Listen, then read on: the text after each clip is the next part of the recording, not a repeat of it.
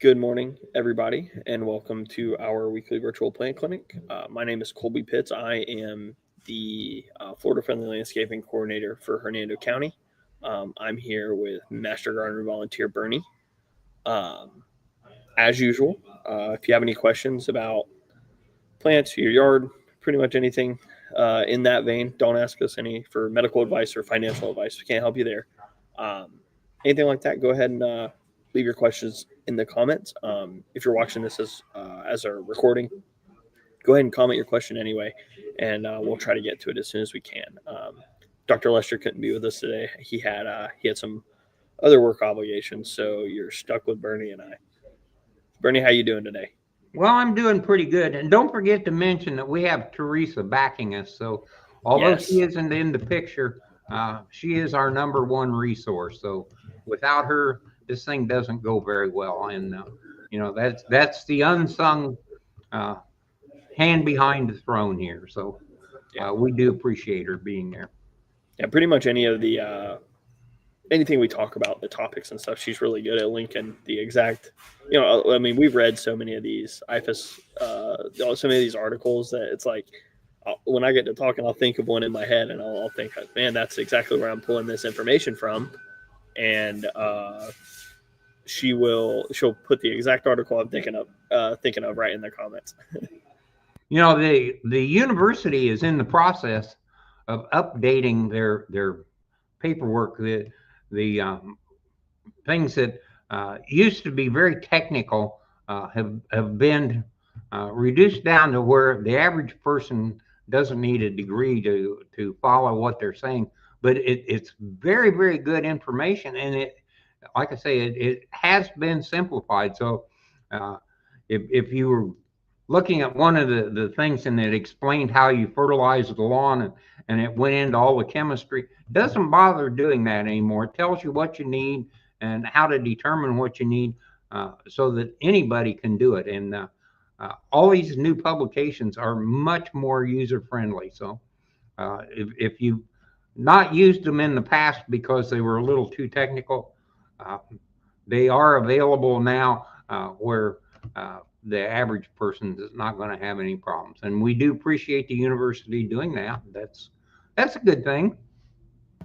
And I think a lot of times, if you get to into one of those topics where it seems like that information might have been simplified a little bit. A lot of times, I've had luck. They still have like the PDFs up. They may not be like navigable through the website, but if you just go on your search engine of choice and look them up, a lot of times you can find PDF versions of that older article that have more information. Normally, there's 3 or 4 pages about any given topic on there. So if you're not satisfied, or better yet, if you can't find them, just send one of us an email, and we are. I look for them all the time, so I can probably find it. Yeah, a good example was the Take All Root Rot publication was 5 pages and had a fairly technical explanation of the little bug that caused the problem. The new one's 3 pages and only tells you what you need to know. So, uh, who cares unless you happen to be one of these uh, lawn pathologists? You really don't need quite as much information. So. Um, it's one of those things that the university has got all this information, and people really don't make use of it like they should. But if you take a subject, any plant related subject or gardening related subject, just enter it into the search engine and tack the letters UF at the end, it will immediately bring up the university publication. And it's amazing the things that the university has publications on it.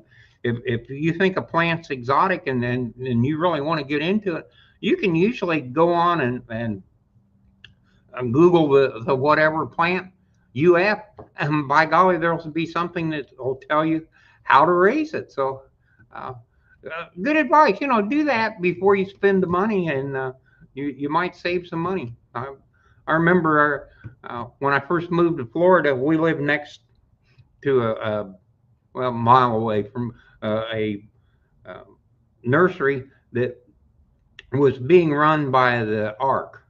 And it was very nice that they had it, but in order to sell a lot of plants, they kind of specialized in things that looked nice. And so many of them were exotics that wouldn't do well here. And because they look nice, I bought a lot of them. And that's when I discovered that for some reason plants don't necessarily want to grow where you want to put them. So it's amazing how that operates. And it And happens to everybody that moves to Florida, unfortunately. If you come here from up north and you've done anything at all, garden wise, landscape wise, it's amazing how you have to forget all that and pretty much start over. And it's it's really odd that you can draw a line someplace through Georgia, and north of that line and south of that line are just polar opposites. So.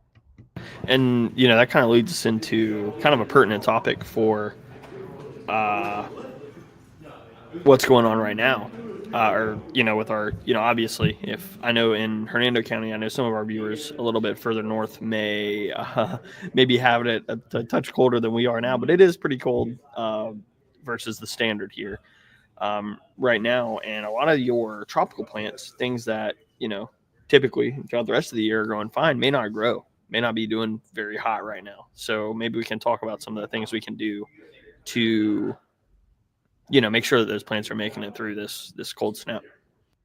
Well, I only have two truly tropical plants left. They're both in pots, and they're both in the garage right now.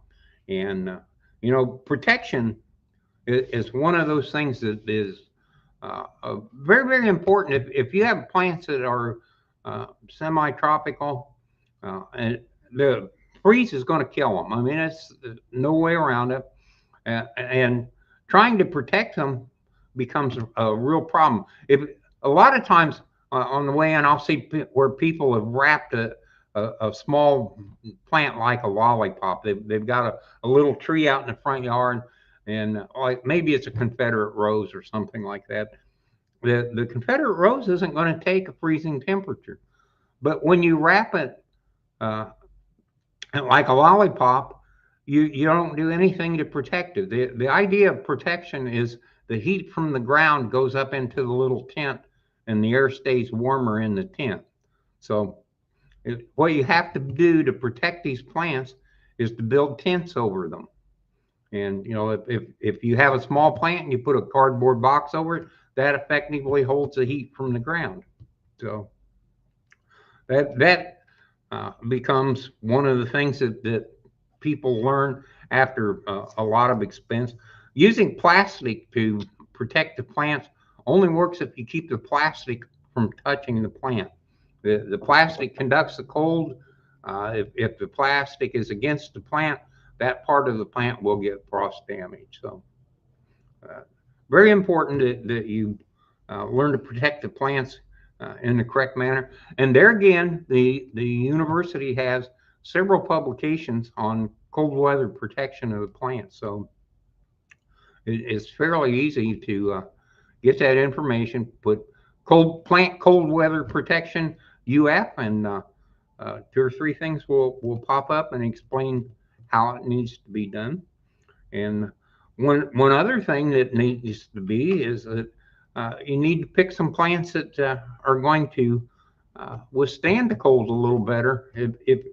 If that's what you want, if you want flowers through the winter, delphiniums, geraniums, pansies, petunias, snapdragons. There's a handful of plants that can take the cold. And there again, there is a publication on cold weather annuals for Florida, and there's cold weather perennials for Florida, and you can have some color in the yard through the winter. And the same way with your landscape plants. There's some things that do well. Century plant, believe it or not, although that's a Mexican favorite, century plant weathers the cold weather very well, and it gives you that kind of a deserty feel if that's what you're looking for. Camellias, gardenias, azaleas. Those are all flowering plants that survive the cold. Gardenias are set to start flowering about now. Camellias have been flowering for a little while. Azaleas getting ready to, so. Yeah, Lily says here, she's here to see if Buddy got snow, and Buddy had to bring in his vanilla orchids because they have inches of snow and ice. That is crazy because Buddy's up in the Panhandle. Um, he brought his vanilla orchids inside because that's the thing is a lot of times that kind of leads me into talking about those potted plants like Bernie mentioned. Those potted plants, like that's if you're one that want to go like max protection, the best way to do it is just if you have tropical plants that you like, put them in those pots, and then when it's time when it's going to get cold, you're going to have something damaging to that plant. You just bring it in the house. Where you control the temperature. However warm it's going to be is based on how much you're willing to pay on your electric bill. But the thing is like if you're gonna pot those plants, you have to remember they're not really getting the same like climate acclimation that they would if they were planted in the ground. So you really do have to bring them in. You have to think that pot, the soil in that pot is almost a microclimate in and of itself because it's isolated from the ground. You're not going to have as much heat retention there, so it's not going to you're not going to get the same benefit of covering it like you would if it was on the ground. Yeah, potted plants tend to freeze first. Mm-hmm. Yeah, and they're not sitting in the big heat receptacle that collects heat during the day, the earth. They're not sitting in that. They can only that potted plant can only retain so much like throughout the day. And Teresa has a whole bunch. She put pretty much the star players of the cold plant protection links here. So I mean, this is where all that. These are all great articles, good information in those if you're trying to protect your cold weather plants. Bassem says that Cuban oregano is very sensitive to cold weather. Any thoughts on Cuban oregano? I've never grown it. So. Well, Bassem will take your word for it. I would imagine he's probably right. I mean, that's one of those plants. The name tells you where it came from. So. Yeah. And that happens to be a tropical type environment or semi-tropical. I can't guarantee a lot of things, but I can guarantee that it's not snowing in Cuba right now. And then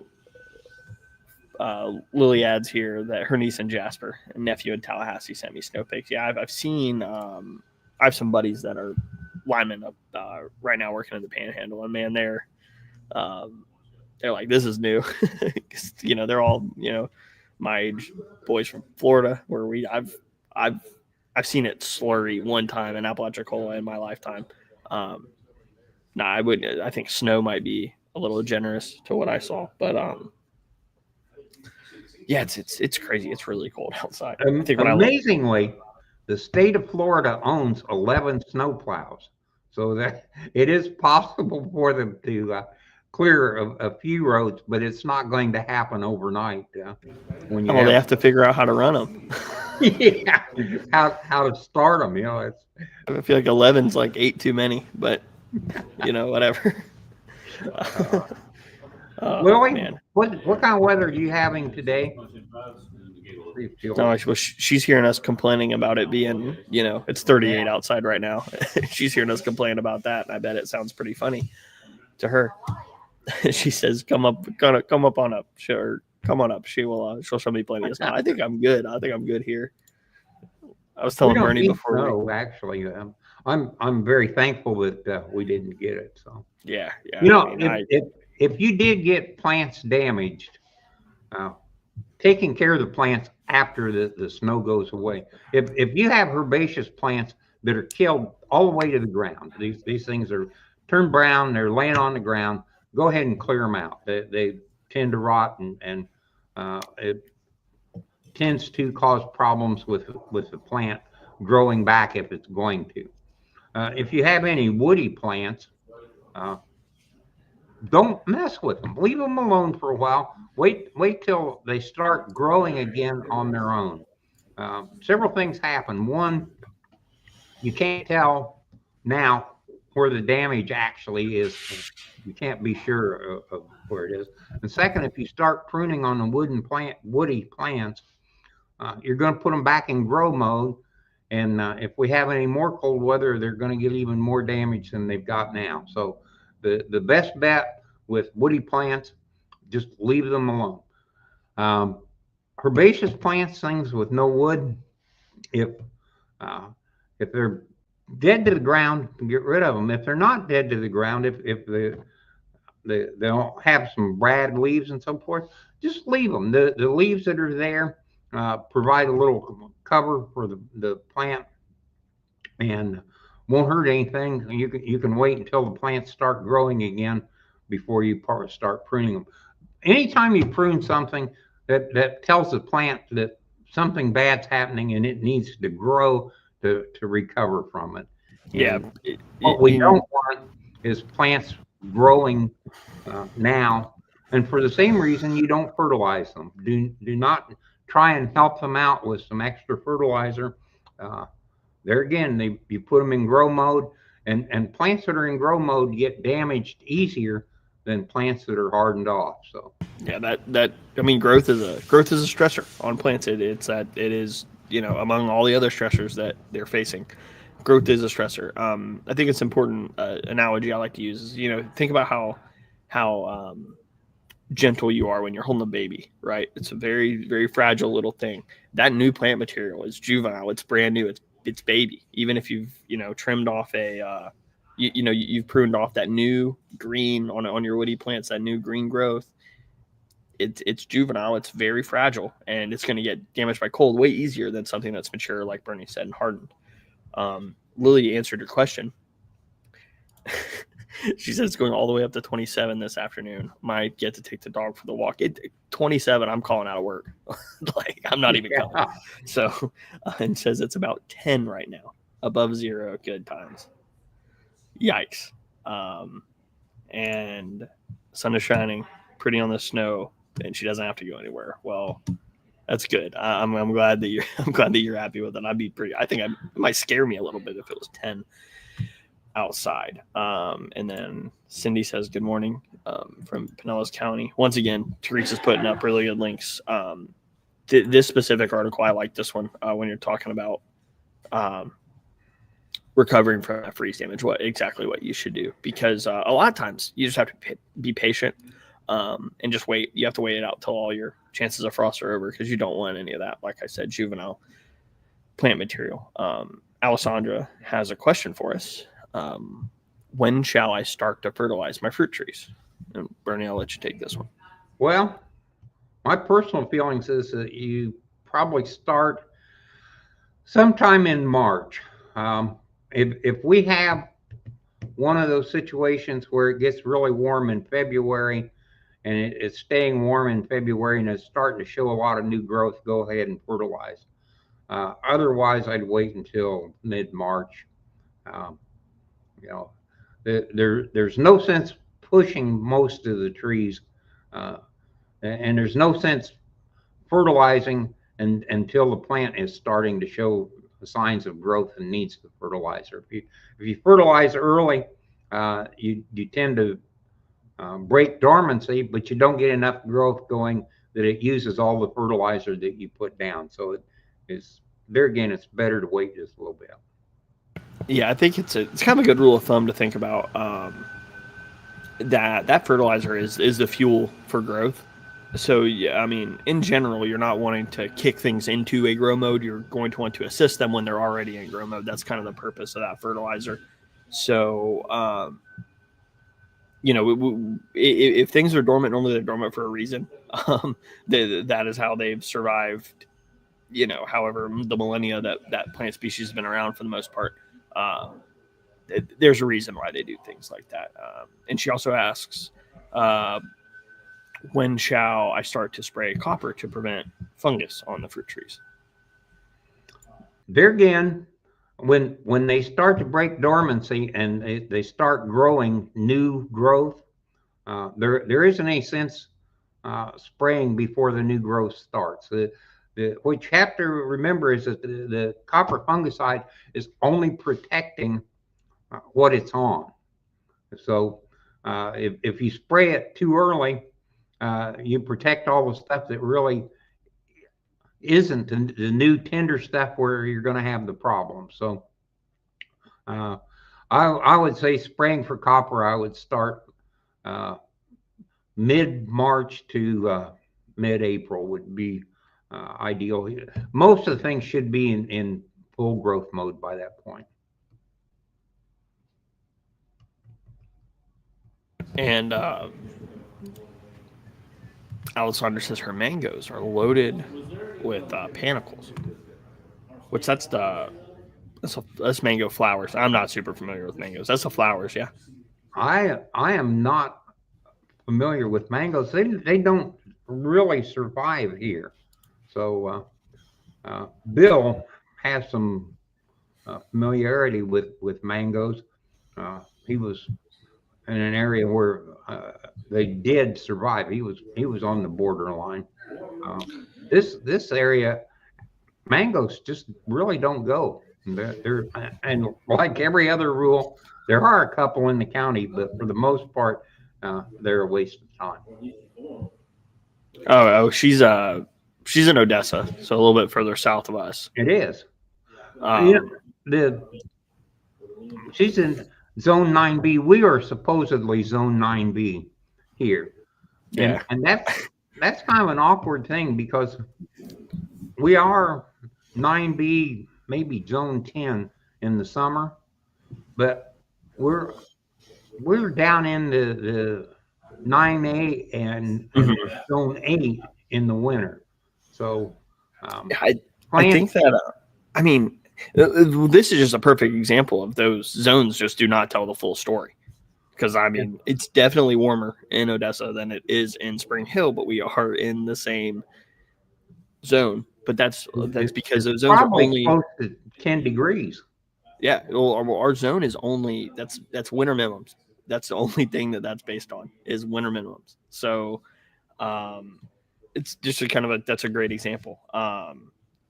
So those panicles. I don't know when mangoes bloom. I don't know much about mangoes. I don't know when they're producing fruit, but yeah, the panicles are the flowers. So like I think that's where, obviously your fruit are coming from the flowers. And she says that she also lives on a lake. So yeah, she's probably got a very interesting microclimate there that allows her to grow mangoes. And that's what you're saying is there's at least one joker somewhere that's growing something that shouldn't grow here. And has luck with it. I'm sure there's somebody in Hernando County that's got an apple tree. There's got to be, right? Yeah, we're almost 40 miles too far north for a jacaranda, and there is one in the county for sure that I know of. And I don't know why it's there. Like I said, somebody somewhere figured it out. I think it's important to remember that if you can't get something to grow, sometimes it's not your fault. Somebody might just be really lucky. It's kind of an interesting thing. I was an avid motorcyclist, and when I was a little stronger, so but you would go out and ride at night, and there would be as much as a 10-degree temperature change in the various areas at night. You go through a city area where there's a lot of asphalt and a lot of buildings that hold the heat, and it would be warmer than the surrounding. And then you would go through a little valley area someplace, and it would be 5 degrees or 8 degrees cooler than it was in the flat area. So there are tremendous variations just in an area like our county. I would think in the summer that there was probably 10 degrees variation in temperature all over the county. So yeah, but Lily here says that she has a friend in NPR, which is it's really not that far. What 15 miles south of us, maybe a little more, but different climate, and those little things matter. and like you said, being around, here in Spring Hill, with there's a lot of not grass, things that are not grass, which is just going to make, or things that are not, vegetation, that's going to make your temperatures higher. Um, and that can create all kinds of different weird interactions with the climate. Something to think about. I think even, and that it makes it hotter in the summer and um, colder when it's cold. So it's important to remember. I don't want anyone to get too downtrodden on themselves trying to grow something that should supposedly grow here, but it doesn't because of whatever little microclimate that they live in. You might have something interesting, but the things that you can't grow, maybe that allows you to grow something else that typically wouldn't grow here, just on the other end of the spectrum. So yeah, I didn't know.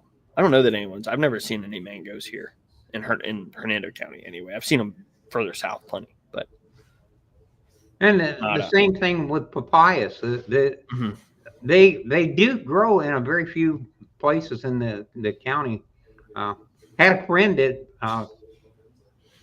filled their swimming pool in. They didn't want a swimming pool, so they filled it in with dirt, and they planted papayas in the swimming pool. Well, everything was close enough to the house, and it held enough heat in this swimming pool pot that Yeah. the papayas grew well. They always had great papayas. I would plant them, and first frost we have, they were gone again. So, Mm, I mean, so that's just how it goes. They had a, I'm sure a swimming pool filled with soil that is just a big old pot, I suppose. So that's an interesting climate there, though. And Alessandra says everyone in Odessa grows papaya, and then they all break during the summer storms. Interesting. I don't know much about papayas either.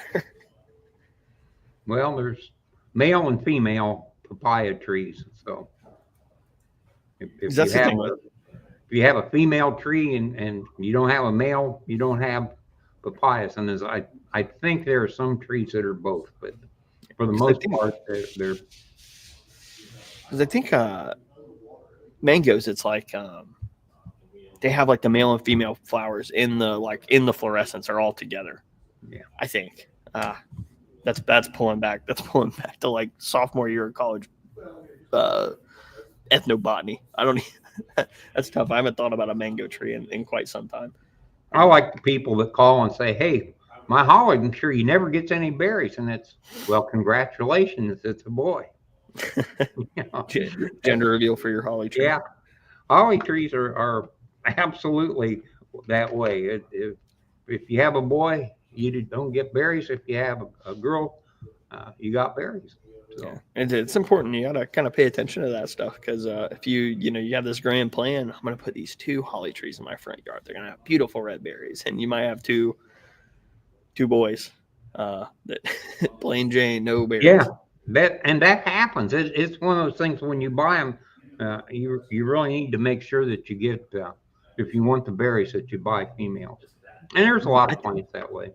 I think in general though, when you're buying them, I think most places I've seen, you're buying those holly trees. They pretty much are all female. Obviously, they have to have the male one somewhere, but they're selling the female ones because people want the red berries. They want the color. Yeah. Something that we touched on a little bit earlier that personally I'm actually not super familiar with was those annuals, planting those annuals for some color during the winter months. I know you mentioned like pansies and petunias, snapdragon and such. What's kind of the guidance there for using? Because I know in general we want low maintenance, so we're trying to stay away from the annuals as much as possible. What's like the best way to use some of those annual, the flowers and such? I'm a big fan of annuals. I don't know if people understand what happens at Disney, but Disney has a million annuals planted all over the place, multiple millions of annuals. And they use a trick where they put an empty pot in the ground. So now you have a spot where they go back to the little cart, they get a potted whatever, they come out and they drop it in this little pot thing. So now everything it fits, it's fine. But if you want it out of there, you just pull it out and the hole stays. So they put these plants out that normally wouldn't be happy there, and maybe they're beautiful for 2 or 3 days, and if necessary, they wheel the cart up, they take all of them out, put them on the cart, put the new ones in all the holes, and take them off to their greenhouses and make them healthy again. So uh, it's just amazing that they're growing plants totally in the wrong environment, and the master gardeners used to have a thing where we would go over during their plant days and answer questions, and people would always ask, how do they get by with growing impatiens there? And the answer is they do it because they're Disney. They take those plants out and put them back in a greenhouse and put another one in, and you can do that. And I really like that approach of using a pot, an empty pot, just in the ground, so you have this space that you can do it. And if you use annuals and you're using that system, you can go buy a bunch of annuals. They're dirt cheap. You buy one of these little tray 6 plants for $4 or whatever it is, and you can exchange. You may have to do it 2 or 3 times a year, but you can have plants around the seasons, and even have plants out of season. And because you're using annuals, they are dirt cheap. Yeah, I think man, did Disney, especially like where you're like to drive in, like when you're going there, man, they have some beautiful landscape in there. But like you say, it takes a lot of effort, and not everybody has Disney manpower or Disney time, Disney money to keep it going like that. But you can. That's really interesting. I wonder if anybody's taking that approach at home, because I mean, in theory, a little bit of setup cost, I'm sure, to get that up and running. You get that kind of thing in commercial businesses where they want it to look neat all the time. They'll set up and they're swapping out annuals 2 or 3 times a year so that they've got some color to the business. And it's a shame. Annuals really are the most colorful, and if you're just using them for permanent decoration at the house, they aren't a permanent plant. So you either have to have the ability to easily change them, or you have to have an unbelievably strong commitment to do the work to keep them up. There's some perennial flowers that you could do the same thing with, but that requires a more established commitment, and you aren't going to have the year-round look that you have with the annuals and swapping them. I mean, I think the way that a lot of people are using those annuals is, they get their summer annuals out in the summer, and then when they start to look a little rough, you pull them out and put your winter annuals in, and that's a lot of work. And one of the kind of tenets of FFL is we're trying to keep it low maintenance. That doesn't mean though you can't use annuals, and especially like I really think that you talking about doing that kind of commercial style of using those annuals might be, I think in the long run it ends up being pretty cost effective, pretty happy. Really interesting idea. A lot of people are going with the native plants now, and that there are some natives that are in bloom at various times in the year, and I would think that by careful selection you could still have some color, and the if you blended it correctly, the transition from season to season could look very, very nice. But the big problem is everybody tends to want this perfect look, so they go out and they buy everything exactly right for that season and that size. And it'll look good for a few weeks. Look real good for a few weeks. Great for maybe 3-4 months, but then the plants get bigger, the seasons change. It takes some forethought, some looking ahead that most people don't have because they buy all these things on the spur of the moment. So I'm a big believer in it. Don't spend any money unless you've researched it. Yeah, I try to do that with everything if I can. I really think that that's something that's really important to think about is when you're planting anything. If you're trying to do even just one flower bed, like really plan it out. Think about what this is going to look like 6 months from now, a year from now, 5 years from now. Because like I said, we want low maintenance. We want it to be right when it's done, not right when you put it down. Because you're not Disney. You can't afford to. If something goes bad, you can't afford to empty out. Well, you may be able to, but I certainly couldn't afford to empty out the entire flower bed because one thing wasn't how it should be. Yeah, you go to the store, you buy a palm tree. I need a little palm out there, so you buy a Washingtonian, you put it in, and man, it looks beautiful. It's 8 feet tall and it's just right. And then one day it's 45 or 50 feet tall and it doesn't look right anymore. It looks really out of place, and it costs a lot of money to get those things taken out. So, and figure if it costs you $500 to get it put in, it's going to cost you $1,000 to get it taken out. You disappeared. You lost your audio. Oh, yeah, no. A lot of times, you have to think. People, it's not very often that people urgently need a tree put in. But a lot of times they urgently need a tree taken out. So it might be a little bit some what's the word? Some opportunistic pricing on a lot of that stuff. So I'll say again, if you have any questions, please go ahead and put them in the comments. We're going to be wrapping up here in just a few minutes. And if you're watching this recorded, feel free, leave a comment. I'm actually going to start putting up our contact information here.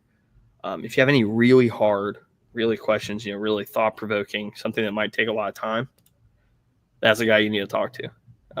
Dr. Lester, he can help you out with anything. If you want to talk to Bernie, he's here on Thursdays, or his office on Thursdays. You can give the extension office right there a call at the number below. And make sure you follow the Hernando County Extension on Facebook right there. You'll have all their events, anything they have going on. That's where, I'm sure some of you are here already watching this on Facebook. That's where you'll find it.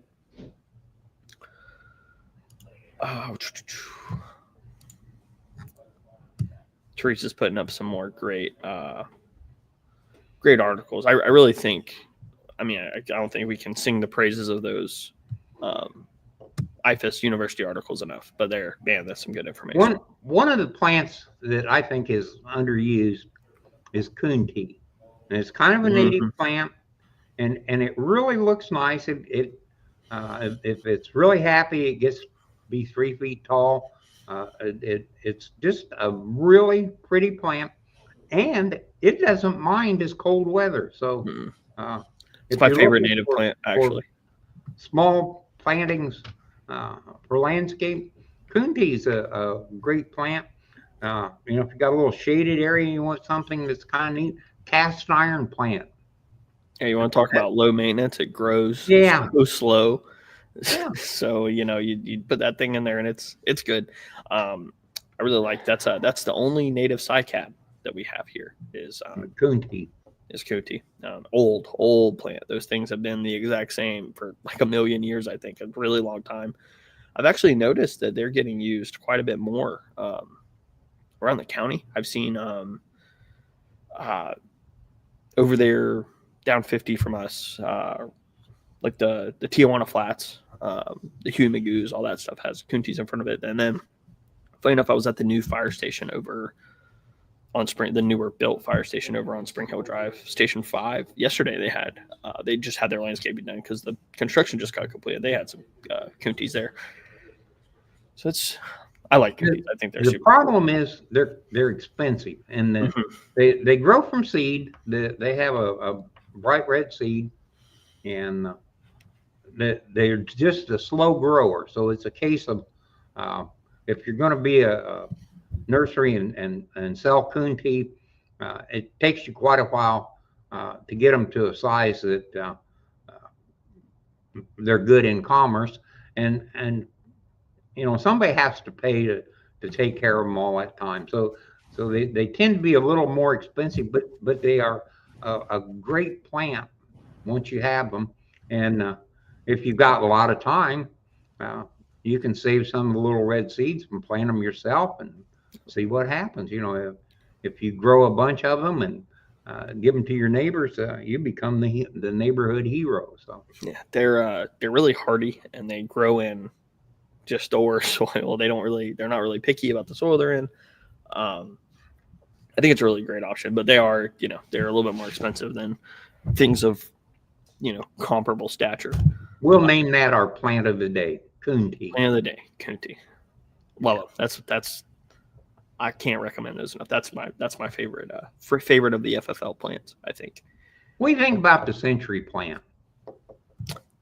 We had one at my childhood home. We had a big one that died while I was bloomed and died while I lived there. It was kind of crazy to see. It's like, oh, because the house, funny enough, the house was it was an old house from the very early 1900s. So it's just kind of interesting because they probably planted that plant at the same time that they built the house, and then I got to see it die. Which they tend to run like 10 to 20 years, and they put up a flower stalk, mm-hmm. and the flower stalk is 15 feet long, and after the flower stalk's up, the plant dies, and that flower stalk weighs about a pound. It's Mm-hmm. just amazing how light it is, and but during their lifetime, they produce some little offsets, and those little offsets are a viable plant. So, if you plant one someplace and you expect it to be there forever, it's only going to be there till it flowers.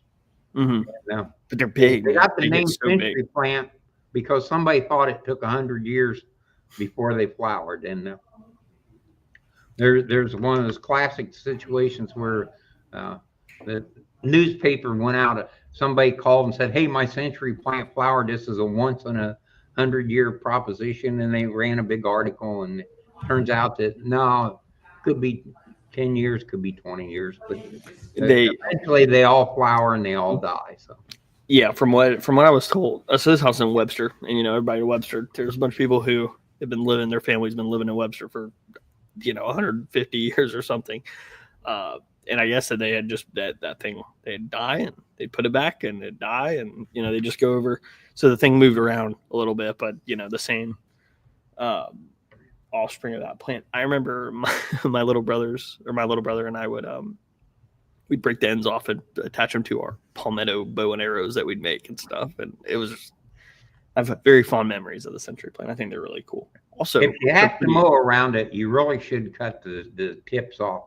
Yeah, it is very, very dangerous. Yeah, but that is basically the plant that they used to make tequila. Mm-hmm. It's an agave. It's an agave, yeah. I think it's a cool one. I think if you're there's some folks that have. When I see them bloom, when I see the stalk, way up there, I always feel a little sad. I'm like, oh man, that thing's gone. Put them under your daughter's window, and you don't have to worry about her sneaking out. Yeah, it very, very interesting plant. I think it's one of those ones that people get that real attachment to. If you have it for 30 years and then it falls over. I think that's about all we got for today. So if anyone has any other questions, feel free to leave them in the comments. If you can't think of it right now, leave it in the comment afterwards, and Bill will do his best to answer it when he's back. I'll put up Bill's email one more time. If you want to call the extension office, that's going to be the number with any questions you have. If you have any FFL questions, any county questions, rain barrels, that type of thing, feel free to send me an email right there. That's going to be the best way to reach me. If you don't actually want to interact with me and you just want to know what's going on, anything I do, all the FFL programs, our rebates, things like that for county utility is all going to be right here at our link tree. I update that a couple times a week at the very least. So there's always something to do on there. Currently, we're running our water awareness speaker series for 2025. Next month, it's February 10th, I believe. That's going to be, no, it's the 14th. I can't remember the day, but it's on there. I know it's a Wednesday, and we're having someone from our county's environmentally sensitive lands department come and talk about the public lands here that we have, and also someone from the Southwest Florida Water Management District from Swiftmud to talk about their public lands in Hernando County, and that's things like Wekiwachi Preserve. I'm trying to think of the county ones. I think Peck Sink, that type of thing, talking about their services, what they do, how those things, benefit us as the public. So that's a really great program we're doing. We provide refreshments. It's a really good time. So if you're local to Hernando County, please think about stopping by. Cindy has a last minute question here. Is it okay to cut the tips off of a Century? Yeah. Yeah. I mean, we had that one for a really long time, and we broke every sharp one we could find to put it on the end of those arrows we were making. So, and that plant never suffered.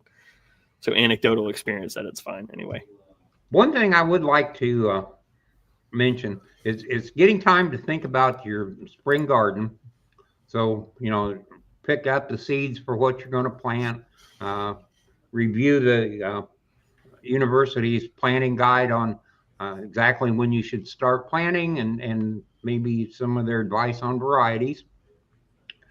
And the most important thing is you need a little compost to kick your garden and get things going good.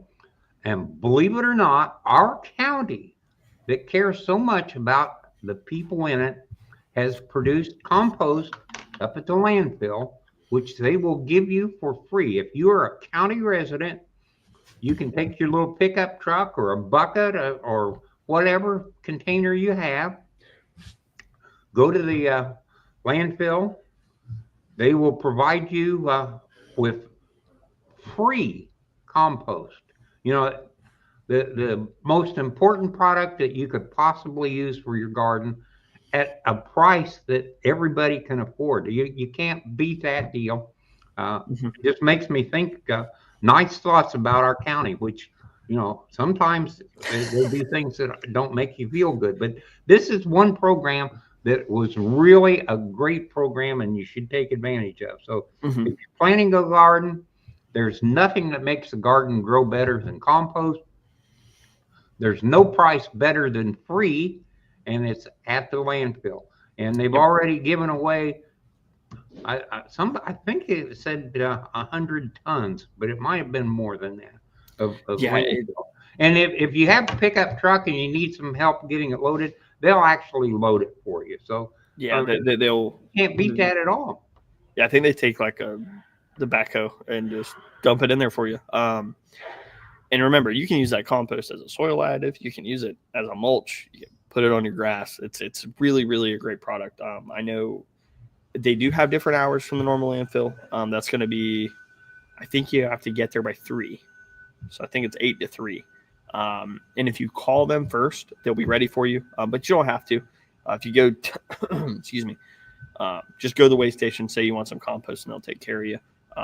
Remember, if you don't need that much, you don't need a truckload, bring a bucket and a shovel. I like to tell people, because a bucket, 5-gallon bucket's not super big. It's not a whole lot. Bring one of those big like Rubbermaid totes and fill that thing up. Because they'll give it to you. It's completely for free. It's a really, really great program that a lot of people worked really hard to provide to the county. Dr. Lester and our recycling coordinator, Leanna, both worked really hard on it among the other staff and people that were involved. It's a really great program, like I said. Really great tie in there, Bernie. I almost forgot about the compost.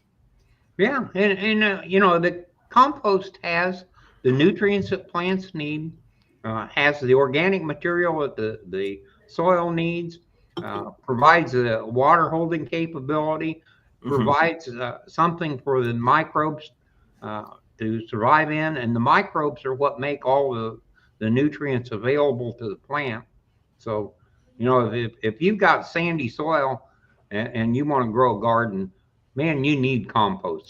This is the magic elixir for gardeners. So, Yep. And Lily actually, man, does even work here and is giving better information than I am. That's important too. You cannot go to your the transfer stations in Ridge Manor or Oswald. You have to go over to the actual big landfill that's on 98. If you're unfamiliar with the area, the easiest way to get there is get on the Suncoast right here at 50 and go down to the next exit. That's probably the. But you can also, if you live in Brooksville or anything, just go on 98 and you'll get there. If you go on like Google Maps or Apple Maps and type in Hernando County landfill, don't go to the one in Ridge Manor. Don't go to the one that's on Ossawa, the big one. It's kind of hard to miss. You'll get there. They do not offer the compost service, the compost at either of the transfer stations. Just an important note there. Well, Bernie, do you have anything else, or you think you're good? I think that's it. You know, use use a little Roundup around the trees, get rid of the grass so you're not mowing up to next to the trees. Put a little mulch down, keep the weeds down, make it look pretty. Use some compost in your garden. And right now it's cold. Don't go outside. Don't worry about it. But it's time to start thinking about all these things. So have a great day. And I'm done.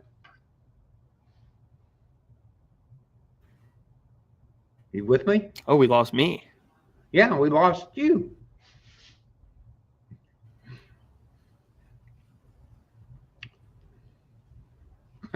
Man, I all love it. right. Well, I think Technology's great. that's them telling me I gotta go. Yeah. Well, all right, guys. Thank you everybody for watching, asking questions, and the like. We will be. Oh, Teresa, perfect. Here's the address. It's actually on Landfill Road. Easy to remember. That's the address to the landfill where you would get the compost we were just talking about. Thank you, Teresa, so much for putting that up for us. But once again, thank everybody for listening. I believe we will all be back here, Bill included, next Thursday, a week from today. So we will see you then. Thanks, everybody. Bye bye.